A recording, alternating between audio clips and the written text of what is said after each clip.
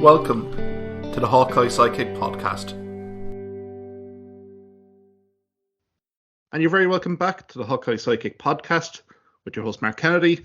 Starting the year, hopefully everyone had a great Christmas and New Year's Eve. I'm joined this week by Danny O'Brien and Simon Stokes, and we're talking about NFL and the playoffs. Guys, how are things?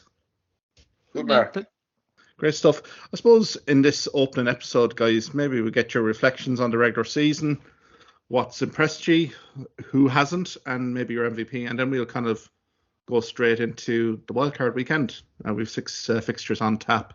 So I suppose, Danny, from your perspective, Pittsburgh Steelers fan, you know, it was tender hooks there for the last few weeks of the season, but the Steelers in the big dance. I suppose, get your thoughts of the regular season so far.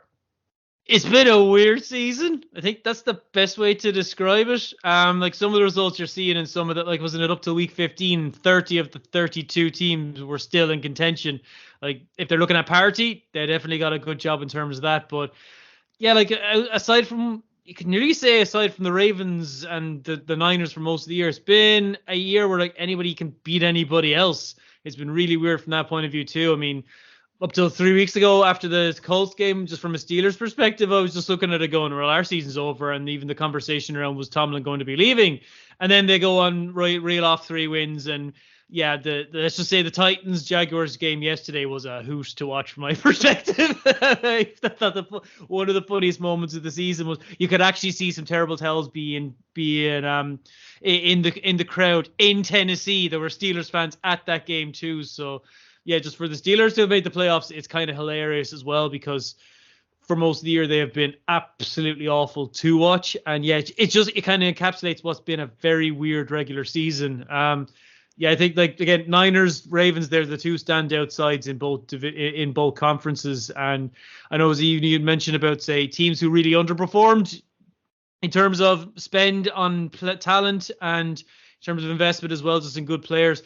It's going to be hard to look past the Chargers in terms of how bad they've been. Oh my God, like it's them, or like them in the AFC, the Giants in the NFC.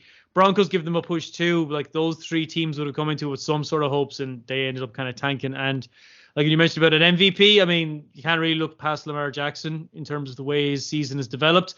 Like I'm sure the Falcons are looking at it now. Wasn't it? Somebody put up wasn't there an article? It went, Falcons decide not to try and sign Lamar Jackson. And you see how their season went. So it's been a really weird year from that point of view. Like even with the MVP race, it hasn't been a year like Mahomes has been a mile ahead of everybody, or Brady's been a mile ahead. There has been no dominant player, at least from the offensive side of things. From a defensive side of things, I'm wearing a particular jersey of a particular player who I wouldn't mind getting Defensive Player of the Year, but yeah, it's been a weird regular season. Yeah, I'd agree with you, Danny. Simon, we got you in there. What have your thoughts been in? I think Danny has summed it up well enough. You know, there's been some, you know, really outstanding teams and performances like Baltimore, and the Niners obviously they seem ahead of the pack. You know, I was looking down through the list of teams that have made the playoffs today, and it's gas. You're looking at the list of teams, and there's some bad teams that are after making the playoffs. There's teams with serious holes all over the place, and they're after making the playoffs. There's teams that are literally being on a stinker for the last month, and just they're getting in by the skin of their teeth on what they did at the start of the season. And then there's teams coming with a wet sail, like I suppose to a certain degree the Steelers, but definitely the Bills over the last couple of weeks, who are coming in with a wet sail, and you know, they might necessarily be the top seed in their conference, but they're coming in and anything really could happen. So like from a kind of a, you know, I think Danny's right. I think Lamar is going to get the MVP. It's a funny old competition this year. Like he's going to get MVP with a passer rating of about 60%. You know, like it's not outstanding, you know. But I suppose he brings more to the mix. Like I think it's been a serious success for John Harbaugh in Baltimore, the way he's after building a team around Jackson, and I suppose trying his best to try to get the best out of what he can out of Lamar without him hurting himself. You know, he's got him a serious amount of weapons down through the last couple of years, and I think, like, I often go back to, like, they do this IQ test for the combine called the Wanderlook test, and Lamar, like, typically it's a 50-question test. Typically the quarterbacks get somewhere between 30 and 40. Like Ryan Fitzpatrick has the record at 48.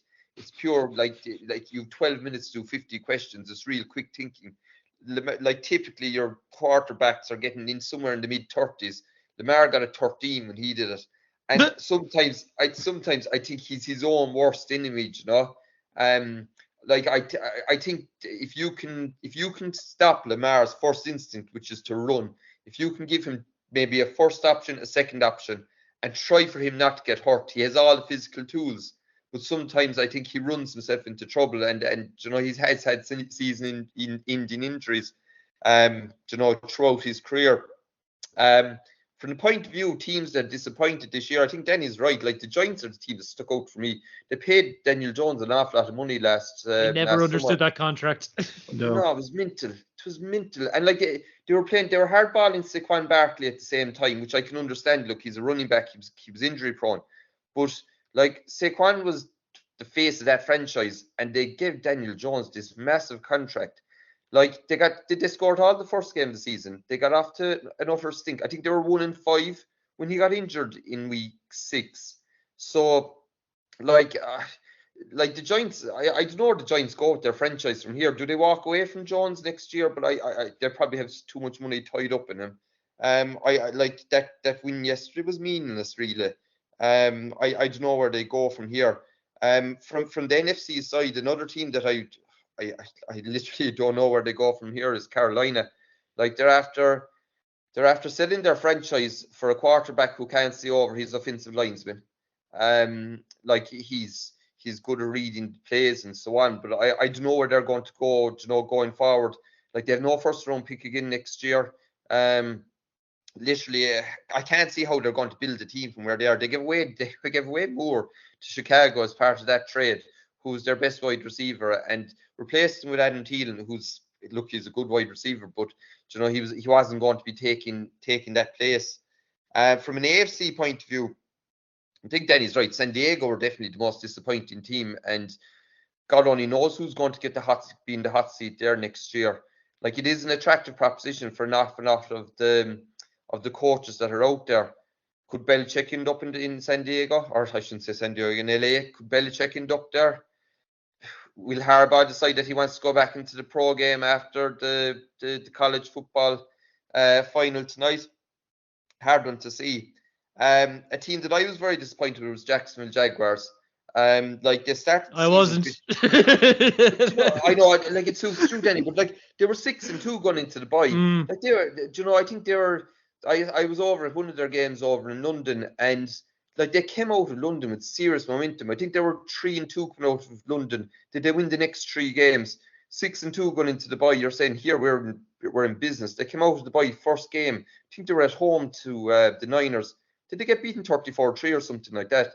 Like there was arguments being made before that game that Jacksonville were the best team in football before that game, and just the whole thing, just the wheels fell off the cart after it. Complete and utter disaster. So they finished the season 3-6.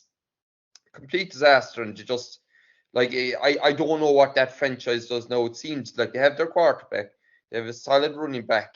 They had Calvin Ridley was lights out for the first couple of weeks of the season. Do you know, they went away on the trade deadline. They got an offensive lineman from Minnesota. They were kind of setting themselves up for a run at it. And like I know Lawrence got a bit of an injury there finishing up the season, but they were in free fall before that, you know. That's what they get for disrespecting the terrible towel. Did you see that the Steelers were even sharing it when after that game they went 3-6? I saw it, but I think that's part. The Jacksonville D, there was something I saw today. Like as I said, I was over watching in the Spurs Stadium. It was technically a Buffalo Bills home game, and there was an awful lot of Buffalo support there. And when they got there, I think they got an interception to finish off the game. They were letting the crowd know about it and waving them goodbye back to Buffalo and saying good luck and thanks. You know, I think that's part of their identity. And it's just like I can't believe how the wheels fell off the cart so easily for them for a finish up. Yeah, I completely agree with you guys. I mean, I think with Jacksonville, I thought it was a complete job yesterday, if I'm being brutally honest. Even Lawrence, you know, throwing 280 yards, but I mean, couldn't stop the run of Derrick Henry, who has decided after 8 years with the Titans that he's finished with them anyway. Be a nice free agent for someone. But I suppose we go to Black Monday.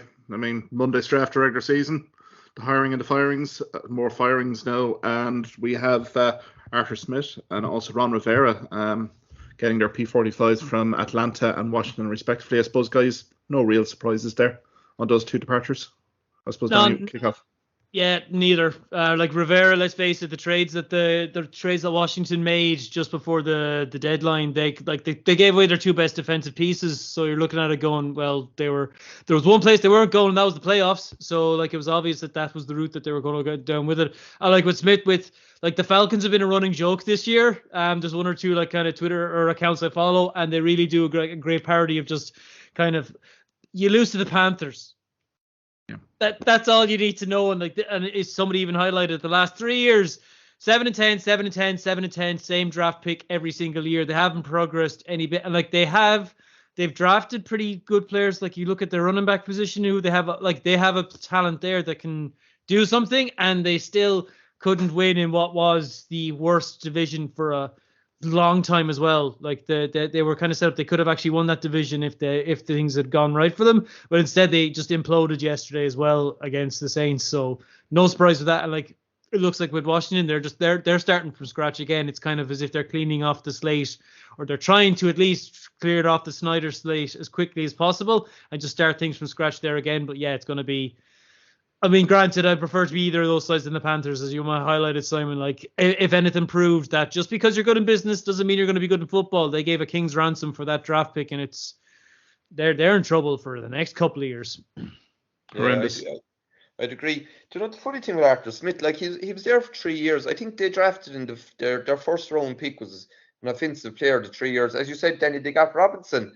They got was it Drake London they took in the first round, and the previous year they took Kyle Pitts. Like Kyle Pitts looked like he was going to be a phenomenal addition. Yep. And he came in, and the man's career is destroyed if he doesn't get out of Atlanta. Do you know, like his career, whatever's going on over there, his career is destroyed. The only thing I will say about Atlanta are probably, no, you could say this about a lot of teams, they're probably a quarterback away from being very, very efficient on offense. And one or two defensive linemen, and all of a sudden that team mightn't be the joke that they are, you know. Like they do have the pieces. I'm saying that they have to get a head coach as well, but sure, like who's going to go in there? Like there's a lot of talk about this offensive coordinator in Houston. What's his surname? Bobby, I've written down here somewhere. Bobby Slowick. He's from that. Do you know that's that brilliant Washington backroom team? Do you know the RG3 backroom team? One, yeah. Oh, it was amazing. Like that year they got to the playoffs and RG3 blew out the knee. And you had all those guys in the backroom team that are all after going on to be very, very good head coaches. But he was there with Kyle Shanahan for a couple of years in San Francisco. He's the offensive coordinator now in Houston, and there's an awful lot of talk about him and the defensive guy in Baltimore, that either one of the two of them would be the next two when it comes to head coach jobs going around the place. But and like the thing is, Washington, it's hard to see what's going to go on in Washington. Washington, like where do you even start? Do you know, as you said, Danny, they gave away their two of the best defensive men. They have a good wide receivers room. I thought at the start of the year they had a lot of faith that Sam Howell might do. It's hard to see. He can make the throws, but he makes desperate decisions from time to time as well. It's hard to see where you go from there. Like on top of that, then like you have a fair few teams that need to fill positions. You have the two of them, the Chargers. You have the Raiders. Like, who are going to get these jobs? Do you know? Yeah, absolutely, Simon.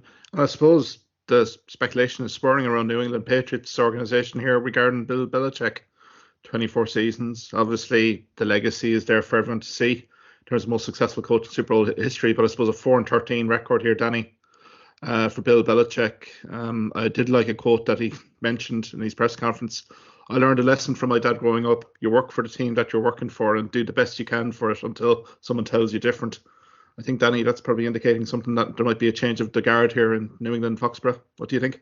Yeah, no, I think it's going to be. Listen, it's the end of the most successful era that any franchise has had, and it'll be the final kind of curtain call. Like I read the Dynasty there a couple of months ago, and granted, how much of it was kind of shown. Like it was interesting to hear things from the Kraft's perspective. Now, how much of it was to do with the Patriot way? Is it basically just no? It's not so much the Patriot way, lads, as it's the Brady way. But again, like Belichick, you look at the success he had in that era. It's the greatest era that a team's ever or a franchise will ever have. It's not going to come close. You're not like it's rare that you're going to have coaches who will be around for that long with a single franchise as well. So like if he is going to move on, I think like yeah, if he doesn't move on, there will be a sea change because like Belichick as the general manager is not.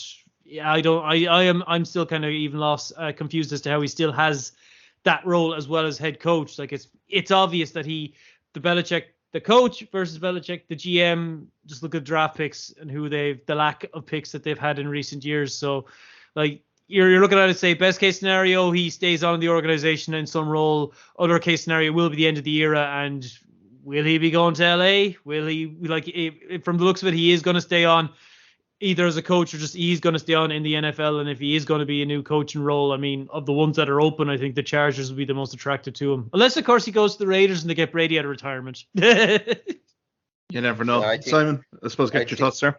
Yeah, I think Danny's right. Like, Belichick's, the last couple of years, his drafting has been diabolical, particularly on the offensive side. They've taken a couple of punts. Mac Jones, it was a bit of a reach drafting him in the first round. They took Sonny Michel. This is going back a few years. Now I know he's actually after winning 2 Super Bowls since, but he wasn't the first round running back. They took, like, this is just pure anecdotal, but they took a fella called N'Keal Harry, his a wide receiver. They took him before DK Metcalf in that draft, and like Harry is a fella, he didn't work out at all. Whereas I know Metcalf was basically off of it, just a freak of human being, but like he's turned out to be an absolute monster for Seattle. Like these are all, franchise making decisions, and they, all these are kind of decisions that could have helped them along the way. Obviously, Brady was a fantastic player and kept things going. I'm starting to kind of think that this whole Patriots way thing, like if Brady wasn't at the helm quarterback in the Patriots in that era, would the Patriots way even be a thing? Like you often see decent teams and the whole thing falls apart if you can't get W's. And like I wonder without Brady, would they have gotten an awful lot of the W's that they got? Now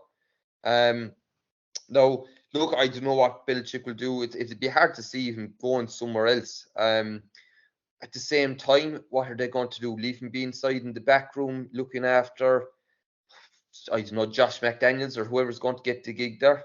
I'd love it if he gets it. Yeah, and I'd say I actually think he will. I think he will, and he'll be a disaster, like, because he's the man is sure. Even how things finished up in Oakland, sure the man is off his head. This whole talk. You heard that story about this team meeting they had, and was it Ryan's spoke about how the Giants always how they used to set up and believe in themselves when they were coming up against these Patriots teams, and gave this big speech, and at the end of the speech McDaniels goes over to him and says, "Don't speak about my Patriots like that," or something like that. Like he'd lost his coaching staff and he'd lost the dressing room for a finish up, I think he was in the VIP in Gillette Stadium. Yes, it's funny. Actually, I saw a friend. He was actually at the Snow game yesterday. And let's face it, the only highlight of that game was the sound of probably we got the best doink of the year from the field goal. But aside from that, oh God, could you imagine being at that match? Yeah, it was a desperate one. And like as a Jets supporter, like I don't know where we go after this season. Like this, the whole the build up, the whole Aaron Rodgers acquisition, the hard knocks, the one Jets drive, the whole lot, the build up to this season. Jesus, 4 plays into the season and good looking tanks, and like the whole thing just collapsed. Like I suppose you give the head coach and maybe the general manager another year of it, but the way that they were set up, that it was Rodgers or nothing, and we were back to another season of Zach Wilson. Sure, it was a complete and utter disaster. I saw even like they had a live video of Jets fans. I'm trying to remember what was I think it was the Barstool outlet, And like they're all Jets fans, and they were literally like within 2 minutes they were going, no way, and they just walked off and just went, no, this can't, no, just like somebody did a joke thing where if you started watching that game at 11:57 on New Year's Eve, then Rodgers would have been out of it by New Year's Day. I've never seen a team as cursed as the Jets. No, the Jets come off an amazing rookie campaign last year, the 22 draft. They got Gardner on defense. They got a fella called Jermaine Johnson who took a serious step up this year. But it was being built last year. You know, he was in every so often last year. It was built that his workload was going to increase this year. They had Breece Hall, who would have been the offensive rookie of the year last year, only for getting injured. But then they had Garrett Wilson, who was the offensive rookie of the year last year. Like, it was an amazing draft class to pick from. And then just the whole thing to just collapse. And like you could even feel the energy in the stadium that night watching the television seemed to get totally pulled out. But like the Jets are they're driving on apparently with the majority of the coaching team going into next year. Like the one thing they'll have to do is they'll have to go away and get a proper backup. You know, they'll have to go away, and if it takes draft picks to get someone decent somewhere else, like look at Minnesota. Minnesota got a chronic start to the season, but Cousins goes down. And straight away they go away and they take Dobbs from Arizona because they thought they had a squeak of a chance, you know. Yeah. The Jets should have gone out and they should have. It would have cost them a few picks or a pick, but they should have gotten someone's backup that could have done a starting job. And just all the Jets needed this year was a game manager, and they probably would have gotten another 3 or 4 wins and would have had enough for the playoffs. Absolutely. I suppose we could talk about the regular season all night, guys, but maybe we switch to the wildcard weekend. Obviously, you have San Francisco 49ers and the Baltimore Ravens having the bye week. So maybe we can look at the Saturday fixtures first here, guys. I mean, we have the Cleveland Browns at the Houston Texans and the Miami Dolphins facing the Kansas City Chiefs. I suppose Taylor Swift probably be at that one an hour ahead. So, guys, from these two fixtures, do you see any road trip win here? I think the Dolphins may have crapped it in terms of the Bills game they had to win. Like the one thing that's kind of been highlighted with the Dolphins this year is when they come up against a team with a winning record, they really, really tend to struggle with it. And having to go on the road against the Chiefs, I know this is far from a vintage Chiefs side, but I just still get the feeling this is going to be a really tight one, I think, but I think it's just the home advantage, I think, for the Chiefs. I think that should just get them over the line too. Like, I don't know. Yeah, this could be the year. Yeah, it's the form they've had this season in particular. They've been so iffy. I think it's kind of shown wide receiver, quarterback are the two areas you really need to invest in, and the Chiefs really did drop the ball literally multiple times this season on having a good wide receiver core, and I think that's something they'll have to correct in the offseason too. But yeah, I think they just should have enough to go against the Dolphins. Again, like sure they played earlier in the year and they bet them there too. But yeah, I think the Dolphins, this could be a really disappointing end to their season. Browns, Texans, I mean, CJ Stroud, he's rookie of the year. I've never, like, you're looking at, has there ever been a rookie quarterback who's been so, like, the touchdown he threw the other night against the Colts on the road? Like, like, Colts must have been looking at it and just going, hey, it looks like Andrew Luck. Like, he's so calm and collected in what he did. And I think if of the two, I think the Browns have the best chance, and I think the Browns just have to have it as well in terms of just they seem to have this edge that they have found, that they've discovered. Joe, like again, 4th choice quarterback, and all the irony of going of it being the Texans with Deshaun Watson, that it could have been what could have been with it, but like Flacco's come in and he's done the job that Watson could go down alongside. He could go down as one of the worst trades that there has ever been, and the guarantee that they gave as well. Like, I think the Browns could have a good opportunity against the Texans from the mere point of view of this is the Texans did not expect to make the playoffs, and everything from now on for them is a bit of a bonus. And for Stroud, will the pressure come on him from that point of view? Of the two games, I think the Browns are the best chance of a road win. I can't see the Dolphins getting a win. Yeah, Simon. I'd agree with Danny there. I think the Browns will beat the Texans. Like, I know there'll be a Coach of the Year award, and like there's an awful lot of talk of Ryan's in Houston for getting that. But I think I'd be massively surprised if Kevin Stefanski doesn't get. Yeah, I think he'll get it. Yeah. Like if you think about it, at the start of the year, if you were to tell any of us that the Browns were going to make the playoffs without Sean Watson and losing Nick Chubb in the second week of the year, you know, like none of us, like the Browns, I didn't see as a run game. I think the Browns will beat Houston. As Denny said there, I don't think Houston probably thought they were going to make the playoffs. On top of that, when they played, now Stroud wasn't playing when they played earlier in the season. When they played earlier in the season, Amari Cooper had this ridiculous game. Do you know? And like, I know now you can kind of plan for it and all that, but if your corner is going to get beaten, your corner is going to get beaten. Mhm. Speed doesn't. Speed is going to beat you all the time, and you can have double coverage and everything. That's going to open holes elsewhere. Do you know? So I think the Browns, I actually fancy the Browns are actually favourites. They're 2.5 point favourites there, and I'd actually fancy them to cover the spread away from home. The second game, the Dolphins game, the Chiefs. Danny, you mentioned it there. The Chiefs wide receivers group has been a complete disaster this year. I actually think it's going to be a kind of a cyclical setup with the Chiefs. Players, good wide receivers, will be coming off of contracts, and if they want the ring, they'll go to Kansas because they know they'll get to play with Mahomes. Mhm. But I think the Chiefs have too much money tied up into 2 or 3 positions on their team, and it's going to have to be on reduced price contracts and 1-year contracts and so on, because the players that the wide receivers they have this year, it's been an utter disaster, really. I think they're vulnerable at home. Now, Bradley Chubb is an awful loss for Miami. He got injured there about 2 weeks ago, was it? Mhm. Yeah. He's an awful loss for Miami. But to be honest, I actually give the Dolphins a good chance there. It wouldn't surprise me one bit if they turn the Chiefs over. Will they do it? I don't know. But like it's like you said it, Danny. It'll be a close game. It's a 50-50 job, I'd say. Yeah, because particularly the Dolphins offensively have been pretty impressive. 401 yards per game. I mean, good wide receiving core. But then they're facing up against the Chiefs defensively, who've bailed out Mahomes and the offense repeatedly this season down the stretch. So it's going to be a fascinating battle there. Texans, anyone less than 500 they've lost to? The Panthers, Falcons come to mind.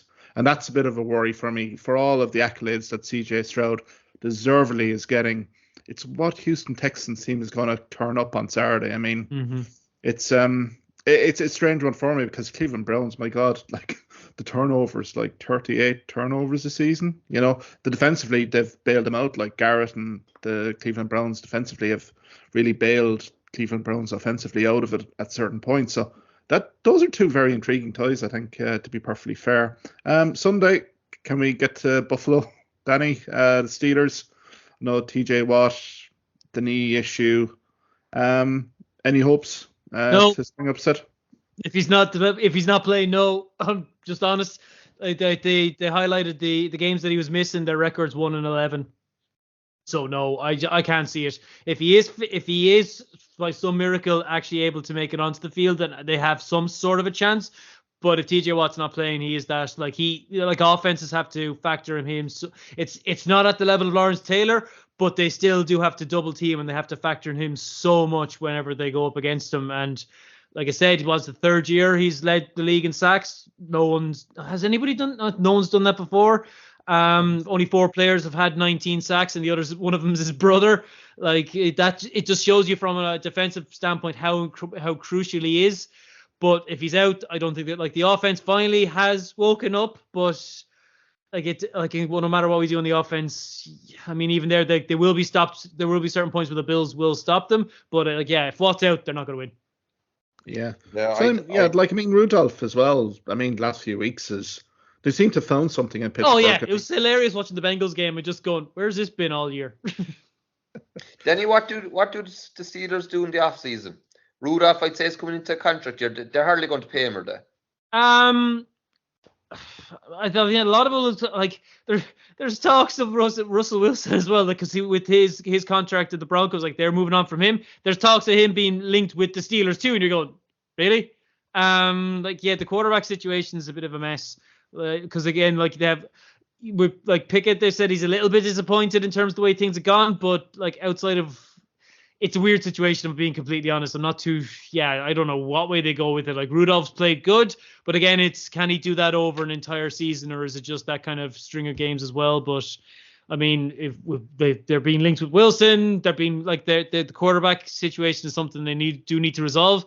But like when I saw that they had Rudolph that he was going to be starting the games at the end of the season, not surprised because the thing with Pickett is that he really hasn't, and at the same time he's been disadvantaged being in a Matt-handed offense. But yeah, it's a bit of a mess from that standpoint in terms of what is the future going to be a quarterback there, because yeah, I'm not too sure what they're going to do about it. I'd be of the same line of thought as Danny there. I think the Bills will beat or should beat the Steelers anyway. The Bills lost that game against Denver was in week 10, and they were 5-5 at that stage. They came along and there's an awful lot of teams would have been happy to tread water and they were going fine and all, and that hopefully something would happen. And came along, changed their offensive coordinator, got rid of Dorsey, brought in their quarterbacks coach, started calling the plays for them. And all of a sudden, they kind of settled the ship. They've lost one game since. They lost that overtime game to Philly before Philly started getting their injuries.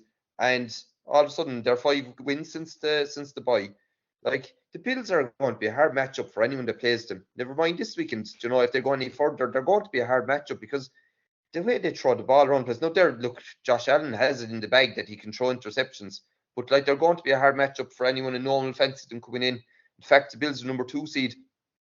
Before a conference game, they're going to be at home, so they're going to be at home at least this weekend and next weekend. Yeah, absolutely. No, another intriguing battle.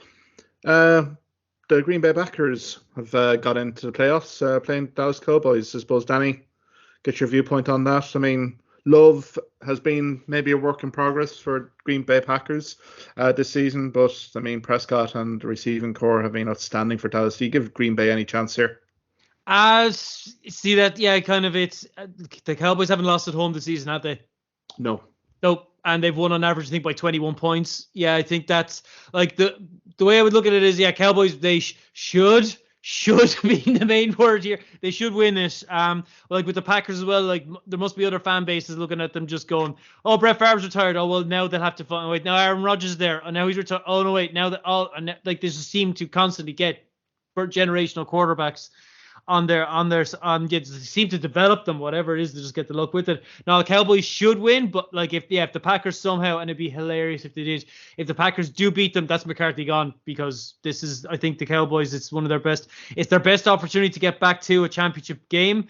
I think the challenge for them is when they finally get back on the road, because on the road they've shown frailties this year, but they should win, but the Packers have really hit some serious form as well towards the end of the season. So, I mean, I'd die laughing if they did beat them. I really would, because it's the Cowboys. So, it's 27 years now, Simon, since the last Jimmy Johnson, all that good stuff in terms of the last Super Bowl winning. Every year that's gone on here, there's been an incredible playoff failure here from the Cowboys. So, I'm not sure. Yeah, they don't have any recent, playoff success as such, but. No, I can't say anything on a Cowboys win. I actually think I think they could have a comfortable win. I watched the Packers game yesterday. The main reason I watched it yesterday was, I had a few French Chicago Bears fans, and I wanted to see what Justin Fields looked like. The man was brutal, and the Chicago couldn't move the ball. To be honest, on what I've seen of the Packers, I think the Packers are going to be a very good team very soon. They have an incredible bunch of young wide receivers there. They seem to be, every single one of them seems to be a rookie. They have rookie tight ends. Jordan Love is only a couple of years into a contract. The problem with the Packers, I think, and if you read any of the Packers supporters pages and things like that, Joe Barry, the defensive coordinator, is a complete disaster. And they can't. I can't see how they're going to live with Dallas. They'll probably have a few chunk plays and stuff like that throughout the game. Aaron Jones, actually, just as I mentioned, Aaron Jones is coming off that injury. He looks very, very fresh. He looked very good yesterday. But I just can't see how they're going to live with the Cowboys. I think the Cowboys, obviously, Gilborn got injured yesterday, but it looks like he's going to be able to play. They lost Diggs earlier on the year, so on the defensive side, they're a small bit beat up. But one thing that kind of stands out with the Cowboys, they let Ezekiel Elliott go last year. And I don't know, have they the power back to complement their other running backs, I think it's something missing. You mentioned Derrick Henry earlier on.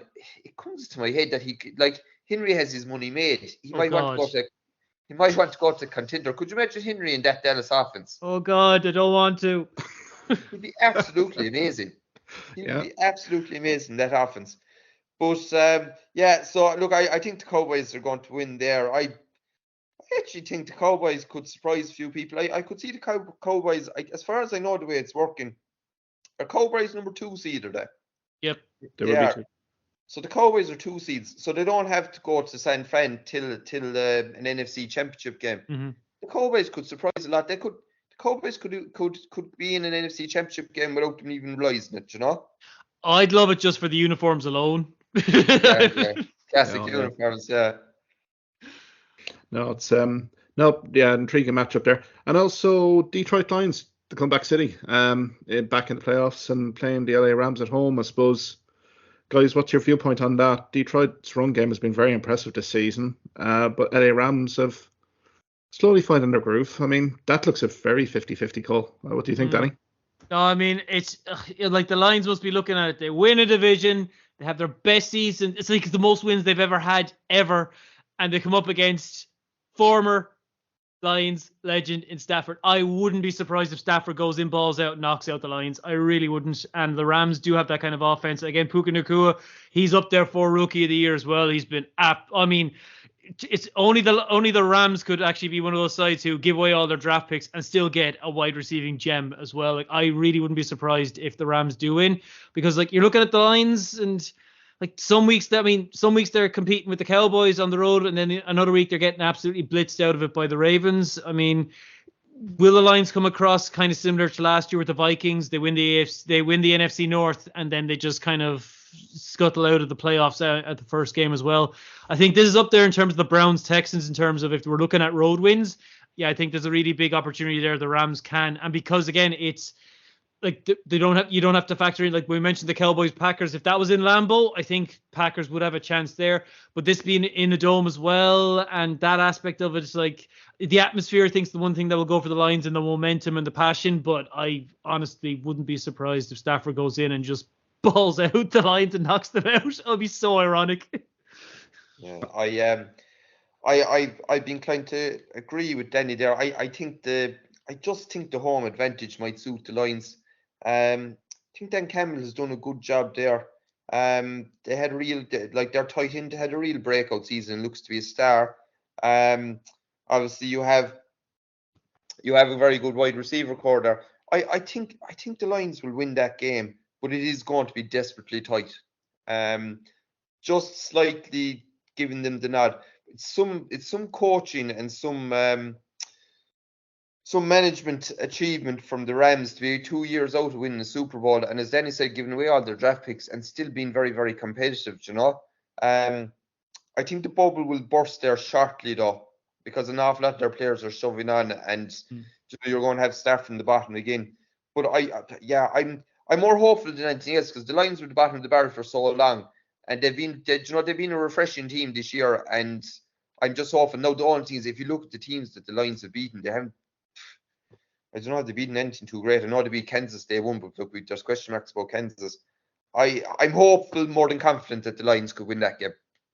Yeah, my only fear for the Lions is their secondary, because they are liable to concede the big play right at the end, and you think of Stafford's arm here particularly. Yeah. I mean, it's all set up for it, isn't it? 2-minute drill, fourth quarter, really silence the crowd. But I do agree with you, Simon. Like the Detroit Lions, their emergence this year has been probably a breath of fresh air for the league, really. I mean, so many years there, the Thanksgiving games in Detroit, and they've just been nothing fixtures. And, the head coach has a bit of a swag about him, and that's kind of led into the players and the personnel there as well. But I think that's going to be a superb kind of showcase game on Saturday night. I suppose looking on Monday Night Football, I think this looks like a few weeks ago when I was looking at Tampa Bay Buccaneers, thinking, fair enough. But Philadelphia Eagles have really fallen off the cliff the last few weeks. So I don't know, Danny, about this game. I mean, I would have said Philadelphia up until about probably week 12, but right now I'm not so sure about them. What's your thoughts?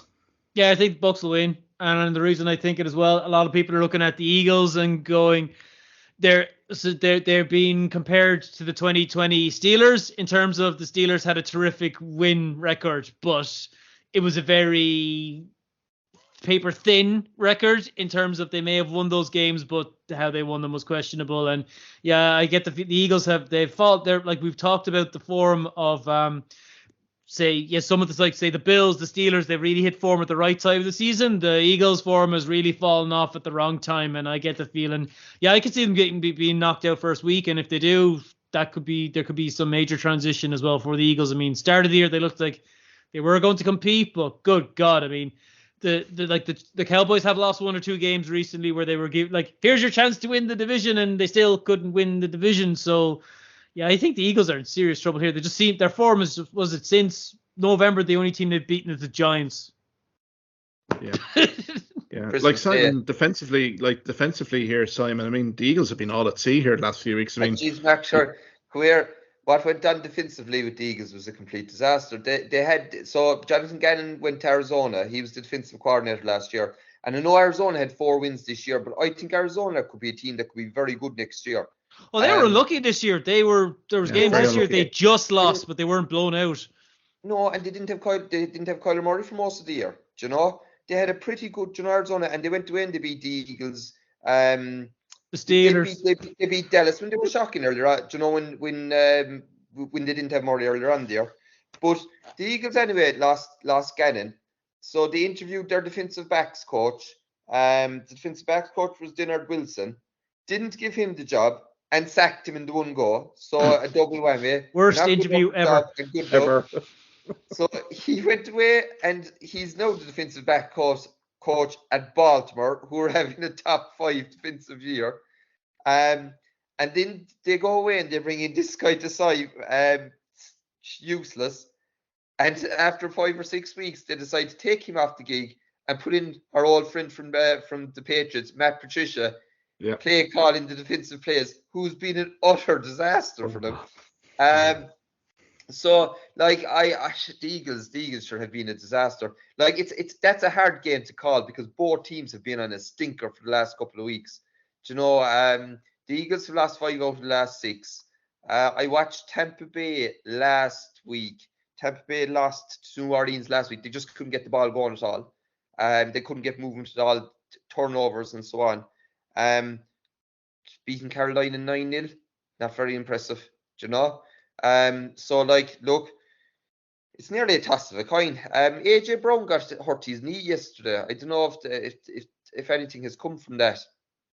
But look, if he's a bit beat up as well, I think the Eagles could be in trouble there. And if they do lose that game, which seems mental of 12 months on, but Nick Sirianni's job is seriously under pressure if they lose that game. Do you know? Big time.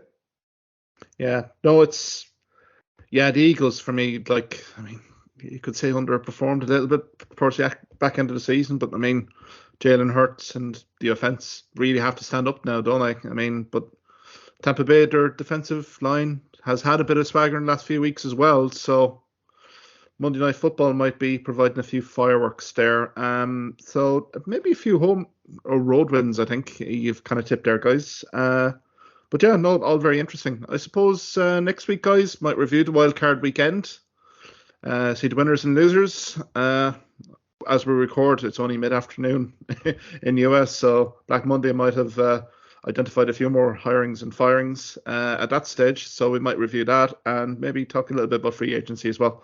No, we kind of briefly talked about Derek Henry there, but I mean, there might be a few other guys maybe providing more decisions on their playing future. I suppose, guys, many thanks, and we'll chat next week. So, man, Mark. Thanks. Thank you for listening to this podcast episode. If you liked what you heard in this podcast, why not subscribe to the Hawkeye Sidekick podcast on either Amazon, Spotify, YouTube or Twitter platforms. You can also follow me at Hawkeye Sidekick on Facebook and Twitter for the latest sporting opinions, articles and reports.